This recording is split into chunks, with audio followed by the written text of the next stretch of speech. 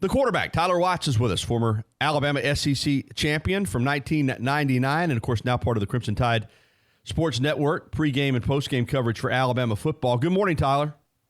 Morning, Gary. How are we doing today? Doing great, man. Good to have you on. Let's just jump right in. As I said, Alabama 35, Michigan 16 in the Verbo Citrus Bowl on Wednesday. The Tide wins 11 games for the 9th straight year, which I just think is absolutely remarkable when you look at all these teams that are just trying to win 11 one time, and they've won 10 or more 12 straight seasons. Your takeaways from the game. Clearly, it was a great second half for Alabama after a little bit of a rocky first half. What did you think of the Tide's performance? Let's start at the end of the game and then work our way back. I want to know, the question that I would ask is the last touchdown that was scored. And that's the first time that I can remember in Saban's tenure here at Alabama that he has not taken a knee. Was that A, to reward Najee Harris for a job well done of getting Alabama down the field in that last drive? Was it a shot at Harbaugh? Or was it a shot at Gaddis saying, hey, I can put up 35, you can only do 16? I think it was a combination of all the above, because I thought the same thing, Tyler, like you watching all these games over the years with Saban as the head coach, every one of them. And you're right. It's been his policy that at the end of the game, if you've got the game in hand, you don't try to score. In fact, I think it's frustrated some fans. I think it was a combination of all those things. I think, the little back and forth that he and Harbaugh had over the satellite camps a few years ago, the Gaddis factor. And I think also, Tyler, I think he's been frustrated in the past, and I don't know if you feel this way, but I've seen it in some games where the game's been over and Alabama's tried to kind of pull the plug and just let the other sideline know, listen, we're done scoring. And these teams play it out to the bitter end of the game. We've seen it with Malzahn. We've seen it with other coaches, Arkansas, where you're up 30, and they're calling timeouts in their final possession just to try to hang another touchdown on you so they can say, hey, we put 31 points on Alabama. So I just think it all came to a head, probably Najee's last game against the school that almost stole him away from Alabama at the end of the recruiting process 3 years ago. And I think Saban said, hey, man, we're gonna stick another one in there. I just think it was a combination of all of them. That was well, I think every Alabama fan was grinning ear to ear when they that last one went across the end zone. That was nice, but it was at a time where Alabama definitely needed to. I thought they got whipped up front of them, honestly, both sides of the ball for a majority of that game, especially offensively. I mean, Michigan was able to put pressure in the backfield on Mac Jones, so I thought playing a pretty doggone good game, considering he had as much pressure in his face as he did, and really weren't able to run the ball as effectively as I was hoping we would until that last drive when we really kind of just took things over. We're getting 5, 6, 8 yards a chunk and not seen all game long. Yeah, I thought that final drive, they just put their foot on the gas, and Najee wound up with some huge numbers. You mentioned Mac Jones, and it's interesting because he's come in for an injured Tua Tagovailoa beginning with the second half of the Tennessee game and then the start against Arkansas, and then later coming in against Mississippi State and starting against Western Carolina and Auburn in this game, and has played great. And now the 2 pick sixes against Auburn, clearly those were huge plays that turned that game in Auburn's favor. But he's played very, very well. I want to get your analysis of what you've seen from Mac Jones and, his future. We'll get to the Tua question in a moment. But first, just Mac Jones, what you've seen from him. And it looks to me, now you know more than I do, that's why I want your opinion. It looks to me like he is a SEC caliber starting quarterback.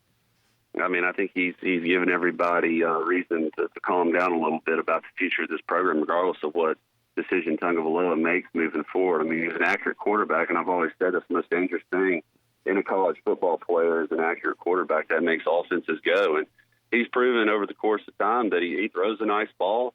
Yeah, he had a couple of errant ones against Auburn. One was definitely his fault. The other one was a bang-bang play. Right. And they couldn't make that happen again if they tried 1,000 times. But, he's done an admirable job of going in there and running the offense and utilizing the weapons around him. And he's the first one to say that. It's fun and easy when you got a lot of talented guys around you, and you're just distributing the ball, and they're making you look good, and you're making them look good. But, in this Michigan game especially, and I mentioned it here just a minute ago, he had pressure in his face on several occasions and was able to push the ball out of the pocket and maybe not make the most accurate throw, but not take a sack and give his receiver an opportunity to make a catch.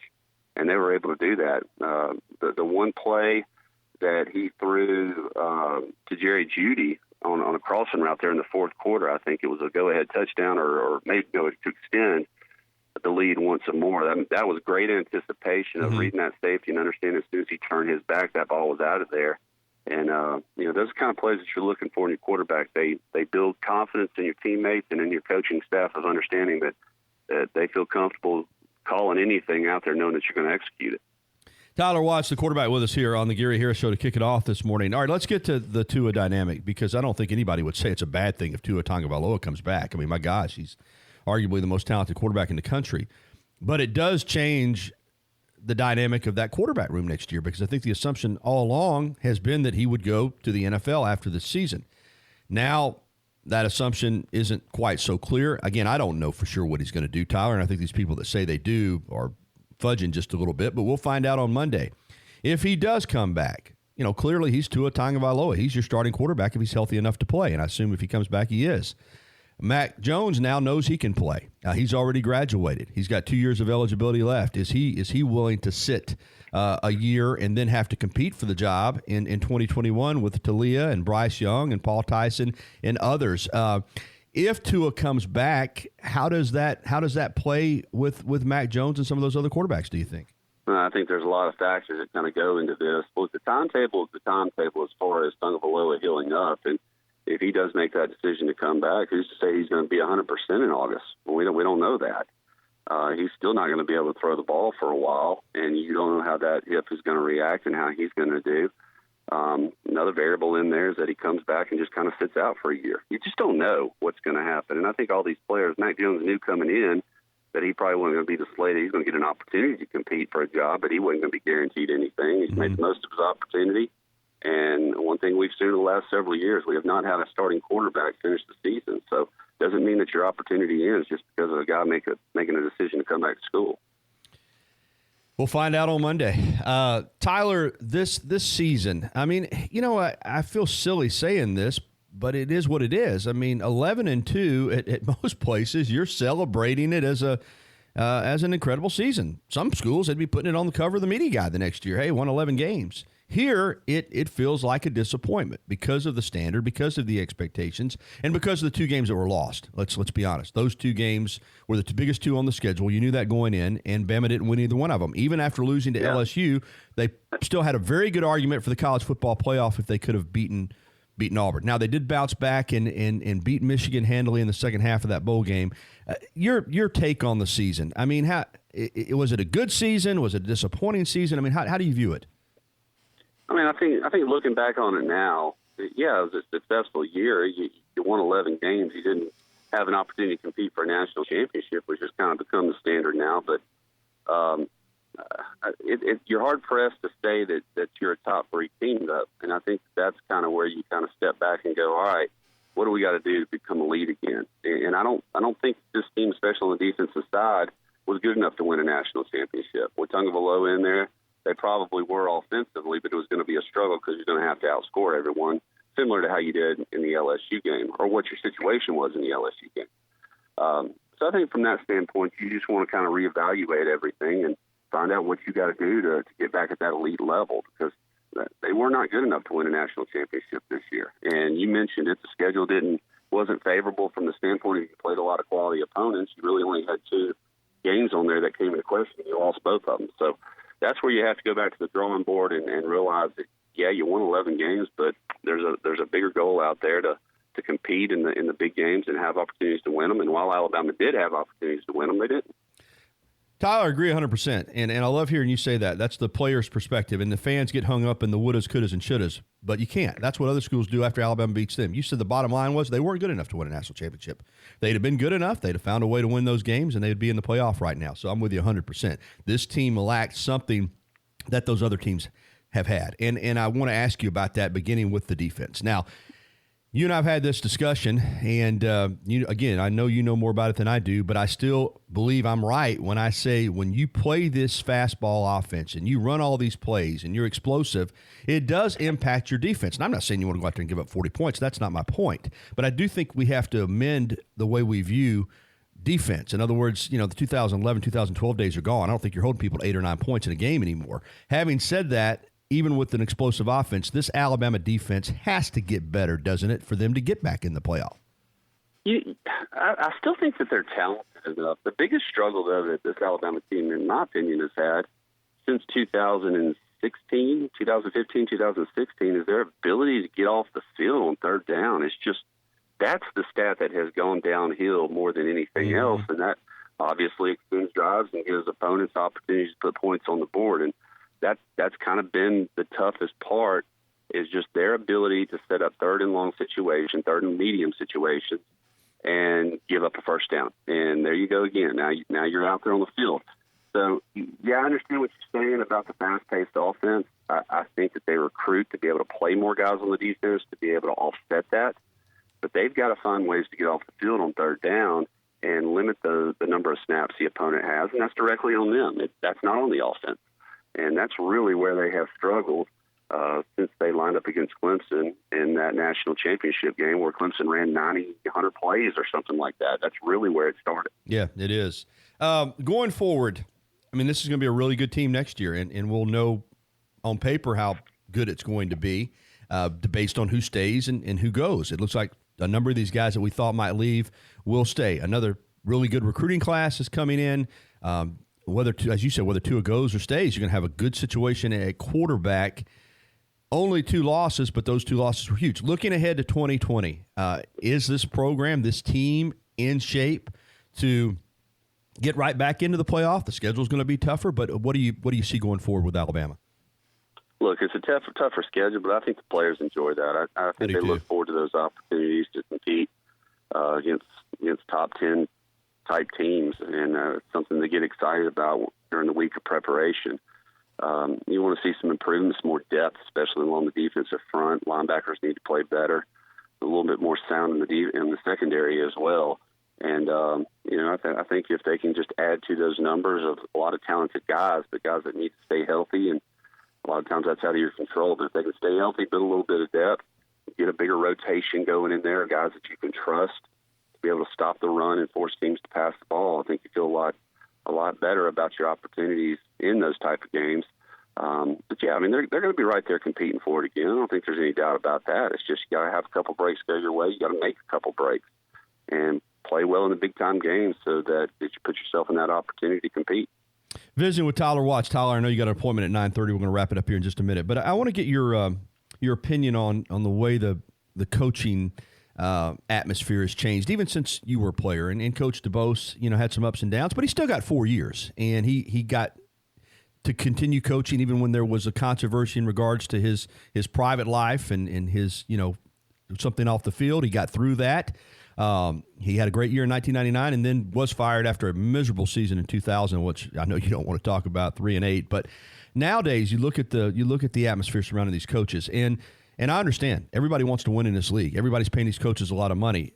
But, man, the shelf life. Chad Morris didn't even get 2 years. Matt Luke is out. And now, breaking right now, it's being reported by Brett McMurphy, who is a very legitimate source from Stadium, that Joe Moorhead is being fired after the bowl game. My gosh, man, you either win now or you just you're gone. I mean, there's no developing a program over the long term anymore, is there? Regardless of the school. But I think the Mississippi State deal is a little unique in the fact that might be mutual. I mean, that there have been rumblings that he may be not quite as happy there as he thought he would be, or maybe he was in a little bit over his head. But, yeah, they expect wins. And at a minimum, they expect conference wins. I mean, be competitive. With Chad Morris, he wasn't competitive in 2 years. I don't think he won a conference game. And that's unacceptable. So you have to look at the trajectory of the program and understand that if it ain't headed in the right direction, another year, you got to cut your losses and just move forward. And, yeah, the money's deep, and I'm always curious of, at what point do you stop guaranteeing these long-term deals, especially on new unproven coaches? I've said the same thing. Go with shorter deals, prove yourself, and then we'll commit to you long-term. I don't know. There's just so much money in it right now. The whole market has increased as far as the cap of what you're willing to pay because you have the resources to be able to do it. And, these coaches, they understand that going in, and there's not a single one of them that doesn't think that their system is going to work, because they believe in it, and it has worked in the past. But more now than ever, it's just tough to win games. And I think we forget that as fans of of how difficult it is from the standpoint of it. Everybody's a good coach. They all know their X's and O's.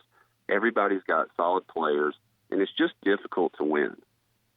It is, and mathematically, everybody can't win. That's the reality of it. Some teams are going to lose. Yeah. I always say, Tyler, for some fan bases, the high point of the season is the preseason, because once they're about 2 or 3 weeks in, they know they're not any good. All right, just a couple more things. First of all, how much longer do you think Saban's going to do this? Yeah, it's just until he doesn't want to, until he loses that fire, and I don't know when that'll be. I don't think he knows when that'll be, but he'll be the first to understand and know that once that desire and drive kind of fades and maybe he's not as competitive, that it'll be time to hang it up.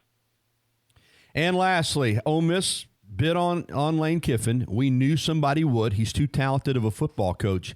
But I do like what they're doing. You don't fire Matt Luke to bring in another Matt Luke, right? I mean, you got to think outside the box. And you don't hire Lane Kiffin and then not let him be Lane Kiffin. He's already brought in DJ Durkin, which is causing a stir. But that's who Lane Kiffin is. I mean, he's going to do it his way. And I see this as either he's going to win big or this thing's going to blow up. I don't think there's any middle ground with Lane Kiffin. What did you think of the move? Yeah, I think they're trying to recreate the freeze effect of bringing in an offensive guy that can put up points and create some excitement once again in the program. That's a tough situation over there right now, but is still considered a better opportunity than what Arkansas was presenting, as is evident with the fact that Kiffin chose that over Arkansas. Yeah, he's a great X's and O's coach and a great offensive mind. I mean, he's going to find ways to create mismatches with his receivers and give his quarterbacks a great opportunity to be successful. He's still got to compete against Alabama, LSU, and Auburn every single year, and that's going to be difficult to be able to have that win. But Ole Miss is a little bit different. If they can get an upset or two every year and win 8, 9, possibly 10 games a year, that's an excited fan base, and that's about probably where their ceiling is. Great stuff, as always, from Tyler Watts. We don't catch up with him often, but we do. It's always entertaining and great insight. One thing I'll say about you, Tyler, unlike some analysts, not all, but you always shoot it straight. You don't try to sugarcoat anything, and we appreciate it. Good to catch up with you. I appreciate it, Gary. Y'all have a great day. Tyler Watts.